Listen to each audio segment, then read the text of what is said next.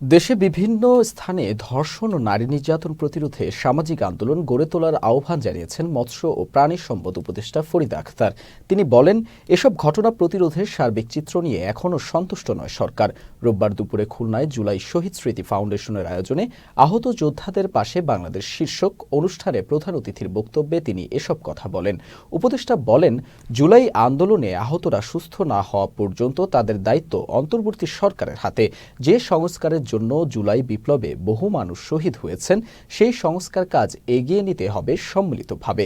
এ সময় বিভাগীয় কমিশনার মোহাম্মদ ফিরোজ সরকার সহ প্রশাসনের বিভিন্ন পর্যায়ের কর্মকর্তারা উপস্থিত ছিলেন।